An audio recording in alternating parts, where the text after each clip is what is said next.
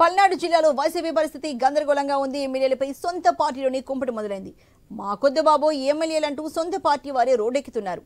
ఒక పక్క వర్గపోరు, మరోపక్క సొంత వారి నుంచి నిరసన హోరు. ఏం చేయాలో తెలియని పరిస్థితిలో ఉంది అధిష్టానం.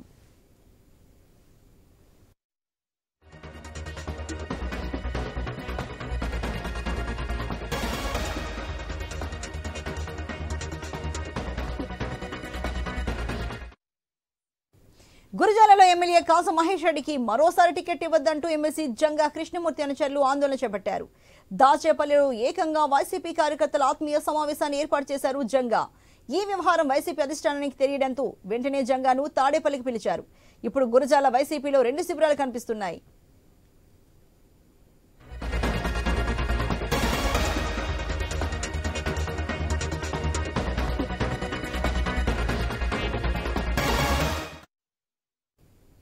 నర్సరావుపేటలో ఇదే తరహా వ్యవహారం బయటపడింది. ఎమ్మెల్యే గోపిరెడ్డి శ్రీనివాసరెడ్డికి టికెట్ ఇవ్వద్దంటూ మరో వర్గం ఆందోళన చేపట్టింది. డాక్టర్ గజ్జల బ్రహ్మారెడ్డి తనకే టికెట్ ఇవ్వాలని కోరుతున్నారు. నర్సరావుపేట టికెట్ మళ్లీ గోపిరెడ్డికి ఇస్తే ఈసారి ఓటమి ఖాయమని ఓపెన్ గానే చెప్పిస్తున్నారు బ్రహ్మారెడ్డి. అంతేకాదు, నేరుగా తాడేపల్లికి వెళ్లి ఫిర్యాదు చేసి వచ్చారు.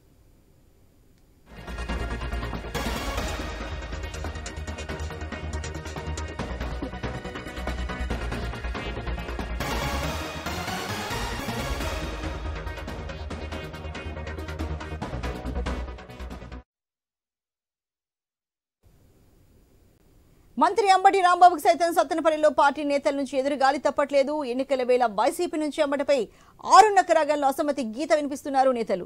అంబటి వద్దు జగనన్న ముద్దు అనేంత వరకు వెళ్లింది. రాజ్యసభ సభ్యుడు విజయసాయిరెడ్డి నివాసం ముందు ధర్నా చేసేశారు. పల్నాడు వైసీపీలో ఈ తరహా ఫైటింగ్ ఇప్పుడు అధికార పార్టీలో అలజడి రేపుతోంది. మరి వీటిని అధికార పార్టీ ఎలా పరిష్కరిస్తుందన్నది వేచి చూడాలి. సిట్టింగ్లలో ఎవరిని మారుస్తుంది, ఇంకెవరిని బుజ్జగిస్తుందన్నది ప్రశ్నగా మారుతోంది. మరి ఈ దేశకు సంబంధించి మరింత తాజా సమాచారాన్ని మా ప్రతినిధి సాంబశివరావు అందిస్తారు. సాంబశివరావు, పల్నాడు జిల్లాలో చూసుకుంటే రోజుకు ఒక రచ్చ తెర మీదకి వస్తోంది. అసలు పల్నాడు జిల్లాలో వైసీపీ ఏ రకంగా కనిపిస్తోంది?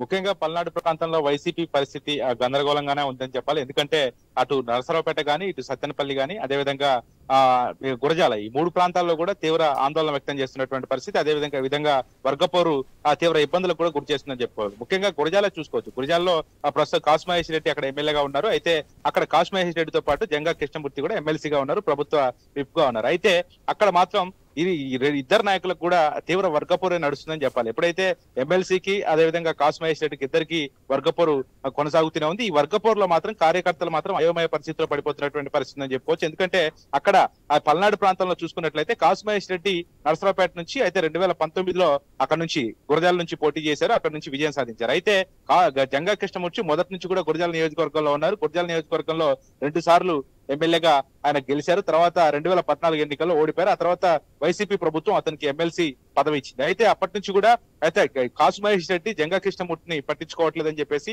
అయితే అక్కడ నుంచి 2024లో నేనే పోటీ చేస్తానని చెప్పేసి కూడా జంగా కృష్ణమూర్తి ప్రత్యక్షంగా కూడా ఆయన అందరి సమక్షంలో చెప్పడం జరిగింది. దానికి తోడుగా కాసు మహేష్ రెడ్డికి అసలు ఎక్కడి నుంచో వచ్చారు, ఇక్కడ ఆయన పెత్తనం ఏంటి, జెండా మోసింది మనం, కష్టపడింది మనం అని చెప్పేసి కూడా ఆయన చెప్పడం జరిగింది. అయితే నిన్న ఒక ఆత్మీయ సమావేశం కూడా జంగా కృష్ణమూర్తి అక్కడ ఏర్పాటు చేయడం జరిగింది. ఏర్పాటు చేస్తే అక్కడ నుంచి సీఎంఓ నుంచి ఆయనకి వెంటనే ఒక పిలుపు రావడం జరిగింది. ప్రస్తుతం ఆ సీఎం ఆఫీస్ లో అతను మాట్లాడుతున్నటువంటి పరిస్థితి. అక్కడ నరసరావుపేట గురజాల్లో అయితే ప్రస్తుతం అయితే ఈ యొక్క వ్యవహారం మాత్రం అధిష్టానానికి ఒక తలనొప్పిగా మారిందని చెప్పుకోవచ్చు. ఎందుకంటే అక్కడ ప్రస్తుతం ఎన్నికలు దగ్గర పడుతున్న కొద్దీ అక్కడ ఇటువంటి సమస్యలు అవడం వల్ల అక్కడ ఉన్న కార్యకర్తల సమన్వయ లోపం ఏర్పడుతుంది. కాబట్టి అక్కడ పార్టీకి తీవ్ర ఇబ్బందులు ఏర్పడే అవకాశం ఉంది. కాబట్టి అక్కడ దాన్ని సరిదిద్దాల్సిన బాధ్యత పార్టీ పెద్దలపైంది. అది ఒక అధిష్టానానికి తలనొప్పిగా మారింది. అదొక తలనొప్పి అయితే మరొక పక్క నరసరావుపేటలో కూడా అదే పరిస్థితి. నరసరావుపేటలో గజ్జల బ్రహ్మారెడ్డి, అదేవిధంగా ఇప్పుడున్న ప్రస్తుత ఎమ్మెల్యే నరసరావుపేట ప్రస్తుత ఎమ్మెల్యే గోపిరెడ్డి శ్రీనివాసరెడ్డికి వ్యతిరేకంగా వర్క్ చేస్తా ఉన్నారు. అదేవిధంగా గత కొద్ది రోజులుగా కూడా తీవ్ర ఆందోళన చేస్తున్నటువంటి పరిస్థితి. నిన్న సీఎం ఇంటి దగ్గర కూడా వాళ్ళు ప్లకార్డ్స్ పట్టుకొని మరి అక్కడ మాకు గోపిరెడ్డి శ్రీనివాసరెడ్డికి టికెట్ ఇస్తే మేము ఎవరం కూడా సహకరించామని చెప్పేసి అతను కూడా నిన్న ప్రత్యక్షంగా చెప్పడం జరిగింది. అదే కాకుండా నిన్న అంతా కూడా పూర్తి స్థాయిలో నిన్న అంతా కూడా అక్కడ ఒక యుద్ధ వాతావరణమే నెలకొందని చెప్పుకోవాలి. అక్కడ ఒక ఇరు వర్గాలు, గోపిరెడ్డి శ్రీనివాసరెడ్డికి సంబంధించిన వర్గం, అదేవిధంగా గజ్జల బ్రహ్మారెడ్డికి సంబంధించిన వర్గం, ఇరు వర్గాలు కూడా నిన్న ఒకరిపై ఒకరు దాడి చేసుకున్నారు. దానికి తోడు నిన్న గజ్జల బ్రహ్మారెడ్డికి సంబంధించినటువంటి ఒక వ్యక్తిని పోలీసులు అరెస్ట్ చేస్తే పోలీస్ స్టేషన్ దగ్గర కూడా తీవ్ర ఉద్రిక్త వాతావరణం చోటు చేసుకున్న పరిస్థితి ఉంది. అక్కడ కూడా సేమ్ అంటే తలనొప్పి అంటే ఎట్లా ఉందంటే వైసీపీకి అటు పోతే ముందు చూస్తేనేమో నువ్వు వెనక చూస్తే గొయ్యిలాగా ఉంది వాళ్ళ పరిస్థితి. ఎటు చూసినా కూడా ఇటు కార్యకర్తలు అదే విధంగా ఎమ్మెల్యే ఎవరిని వదులుకోలేని పరిస్థితి లాగా వాళ్ళ పరిస్థితి తయారైంది. ప్రస్తుతం అయితే అక్కడ ఇప్పుడు ప్రస్తుతం గజ్జల బ్రహ్మారెడ్డి వర్గం అయితే తీవ్రంగా అసంతృప్తి వ్యక్తం చేస్తా ఉన్నారు. ఒక పక్క గోపిరెడ్డికి వ్యతిరేకంగా వర్క్ చేస్తా ఉన్నారు. గోపిరెడ్డికి టికెట్ ఇస్తే మాత్రం మేము ఎట్టి పరిస్థితుల్లో వర్క్ చేయమని చెప్పేసి కూడా వాళ్ళు కూడా అక్కడ ఆందోళన చేస్తున్నటువంటి పరిస్థితి. దానికి తోడుగా మళ్ళీ ఈ రెండు సంఘటనలు మరొక ముందే మళ్ళీ సత్తెనపల్లిలో కూడా అదే పరిస్థితి. సత్తెనపల్లిలో అంబటి రాంబాబు కూడా మంత్రి అంబటి రాంబాబు కూడా తీవ్ర నిరాశ వ్యక్తమైందని చెప్పుకోవాలి. ఎందుకంటే అక్కడ ఉన్నటువంటి ఎవరైతే అంబటి రాంబాబుకి వ్యతిరేకులు ఉన్నారో సొంత పార్టీకి సంబంధించిన వాళ్ళే నిరసన వ్యక్తం చేయడమే కాకుండా నిన్న స్వయాన ఎంపీ విజయసాయి రెడ్డిని కూడా కలవడం జరిగింది. ఎంపీ విజయసాయి రెడ్డిని కలిసి ఎట్టి పరిస్థితుల్లో అంబటి రాంబాబుకి టికెట్ ఇవ్వద్దు, టికెట్ ఇస్తే మేము అక్కడ పనిచేయము, ఎట్టి పరిస్థితుల్లో పార్టీకి సపోర్ట్ చేయము, అతను చేస్తున్నటువంటి అరాచకాలు అన్ని ఇన్ని కావు, అక్కడ పార్టీ అతని వల్ల తీవ్రంగా నష్టపోతుంది, దానికి తోడుగా అక్కడ ఉన్నటువంటి పార్టీకి సంబంధించినటువంటి కార్యకర్తలు ఎవరైతే ఉన్నారో వాళ్ళు ఎవరిని కూడా పట్టించుకోవట్లేదు, మేము పార్టీ కోసం ఎంతో కష్టపడ్డామంటే నా కోసం పనిచేశారా మీరు, జగన్మోహన్ రెడ్డి కోసం పనిచేశారు అని చెప్పేసి కూడా ఆయన ఇట్లా ఇబ్బందికరంగా మాట్లాడుతున్నారు అని చెప్పేసి అతనికి అంబటి రాంబాబు కూడా నిన్న నిరసనలు వ్యక్తమైనటువంటి పరిస్థితి. ఒక పక్క నరసరావుపేట, ఒక పక్క సత్తెనపల్లి, ఒక పక్క గురజాల, ఇవన్నీ కూడా ఆ పార్టీకి తీవ్ర తలనొప్పిగా మానే. ఎందుకంటే రెండు వర్గాలుగా ఏర్పడి అక్కడ తీవ్ర గందరగోళ పరిస్థితి, నిరసనల పరిస్థితి ఉంది. అయితే దీన్ని మాత్రం సరిదిద్దాల్సిన అవసరం అయితే కనపడుతుంది. అయితే మనకున్నటువంటి తాజా సమాచారం ప్రకారం ప్రస్తుతం అయితే గురజాల నుంచి కాసు మహేష్ రెడ్డిని ఏమన్నా నరసరావుపేట పంపిస్తారా, అక్కడ మళ్ళీ జంగా కృష్ణమూర్తికి టికెట్ కేటాయిస్తారు. అదే విధంగా గోపిరెడ్డి శ్రీనివాస్ రెడ్డి ప్రస్తుతం నరసరావుపేటలో ఎమ్మెల్యేగా కొనసాగుతున్నటువంటి గోపిరెడ్డి శ్రీనివాస్ రెడ్డి సత్తెనపల్లికి పంపిస్తారా, ఇవి కూడా ప్రస్తుతం మనకు వస్తున్నటువంటి సమాచారం.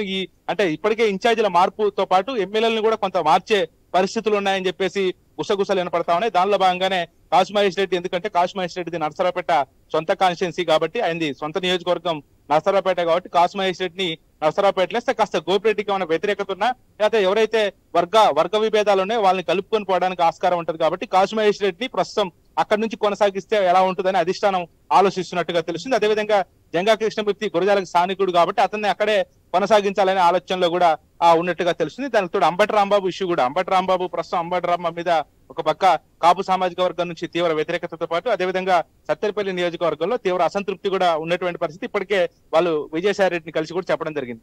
ఇవన్నీ అంశాలు కూడా పరిగణలోకి తీసుకొని టికెట్లు మార్చే ఒక దిశగా అధిష్టానం అడుగులేస్తున్నట్టుగా తెలుస్తుంది. ఏదేమైనప్పటికీ కూడా ఇది ఎందుకంటే 2 నెలలు ఎన్నికలు ఉన్నాయి కాబట్టి కాస్త దీన్ని అధిష్టానం జోక్యం చేసుకొని సర్దిద్దకపోతే భారీ మూల్యాన్ని మాత్రం చెల్లించుకోవాల్సిన పరిస్థితి అయితే ఉంటది. ఇది కాబట్టి ఇప్పుడు ఒక పక్క గురజాల, ఒక పక్క నరసరావుపేట, ఒక పక్క సత్తెనపల్లి, 3 ప్రాంతాల్లో కూడా మాత్రం కార్యకర్తలు అదేవిధంగా వర్గపోరు మాత్రం తీవ్ర స్థాయిలో నడుస్తుంది. ఈ అధిష్టానానికి తలనొప్పిగా మారింది. మరి వీళ్ళందరినీ కూడా సీఎంఓ ఆఫీస్ కి పిలిచి ఒక సమావేశం ఏర్పాటు చేసి సమన్వయపరిచి అందరూ ఒక తాటిపై వెళ్లే విధంగా చూస్తారని చెప్తున్నప్పటికీ అది చిలికి గాలివాన్లా తయారవుతున్న పరిస్థితి ఉంది. పల్నాడు ప్రాంతం మాత్రం వైసీపీ అయితే మాత్రం గందరగోళ పరిస్థితిలో ఉందంటంలో ఏ మాత్రం కూడా సందేహం లేదు. శంశవరావు, మీరు చెప్పిన దాన్ని బట్టి చూస్తే ఖచ్చితంగా పల్నాడు ఫైట్ అనేది చాలా పీక్స్ లో ఉన్నట్టుగా కనిపిస్తోంది. అయితే ఏది ఏమైనా సత్తెనపల్లిలో మాత్రం మరింత ఇంట్రెస్టింగ్ గా కనిపిస్తోంది. అంబటి రాంబాబు అంతా తానే అంటూ ముందుకు నడుస్తూ ఉంటారు. ఏదైనా సరే సోషల్ మీడియాలో కావచ్చు, లేకపోతే అటు వైసీపీని టీడీపీని విమర్శించడంలో కావచ్చు, చాలా ముందు ఉంటారు. మరి అలాంటి అంబటి రాంబాబుకి చూసుకుంటే చాలా వ్యతిరేక గీతిక అక్కడ కనిపిస్తోంది, వ్యతిరేక పవనాలు కనిపిస్తున్నాయి. అటు కాపు సామాజిక వర్గం నుంచి కూడా అంబటి రాంబాబుకి సరైన మద్దతు లేదు అని తెలుస్తోంది. మరి అక్కడ సత్తెనపల్లిలో అంబటి రాంబాబు కాకపోతే వైఎస్ఆర్సీపీ నుంచి ఎవరెవరు బలమైన నాయకులుగా ఉన్నారు, ఎవరెవరు అక్కడ టికెట్ కోసం పోటీ పడుతున్నారు, అసలు అంబటి రాంబాబుకి వ్యతిరేకంగా ఉన్న వర్గం ఏదేది?